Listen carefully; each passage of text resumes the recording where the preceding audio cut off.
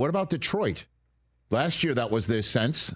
Last year, but Yeah. not anymore because they lost their coordinators. Or what do you think? No, I think you still have to. I think one of the things that people don't talk about, and I don't know if you and I talked about this or not, but like Dan Campbell, Dan Campbell plays the role of meathead well, and I don't think people really understand how smart and how good a coach he is, and what an offensive guy he was. Remember when he came to Detroit, like it was, I don't want to say begrudgingly, but it took a little time to give the offense over to Ben Johnson, and they worked that in unison. And Ben is incredible now in Chicago, but Dan had a lot to do with how that offense has been established and the way they run that offense. So I give them a lot of credit on that. I'm with you on Detroit. Detroit is so talented. Now they lost, the interior of their offensive line that scares me a little bit. Frank Ragnow decides to retire. There's going to be some mixing and matching there, some new guys playing,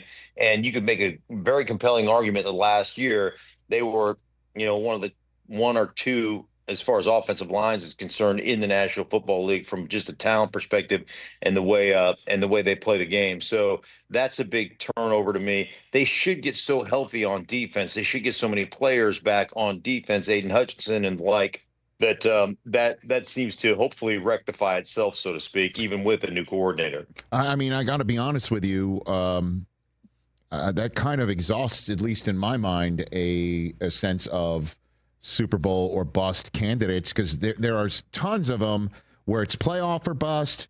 I would imagine for the Cowboys, it's NFC Championship game or bust, so at least they can get to that point. I'm wondering if Washington's in that regard because if they don't make it that far, then it's a step back in terms of, how far they went, unless they're still so young in the process, still early in the process.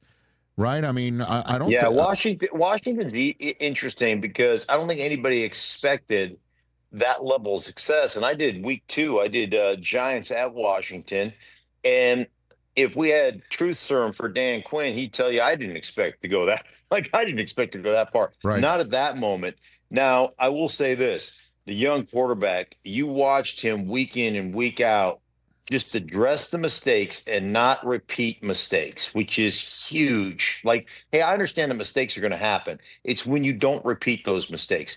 But look how many, what was it, 9 one-score games that they won or something of that nature, all the fourth down conversions that they had. You would have to think at some point you're kind of going to regress a little bit in your fourth down conversion opportunities in the one-score games. You might lose a couple of those.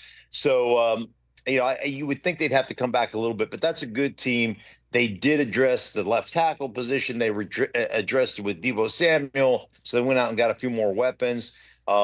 And I'm a big Dan Quinn fan. I love just the attitude and the attention to detail. And you walk out on that football field on Friday practice, man, and they are dialed in as a staff and as players. So they've got really great, culture and chemistry on that football team. Catch the Rich Eisen Show live weekdays from 12 to 3 p.m. Eastern on Roku Sports Channel in the U.S.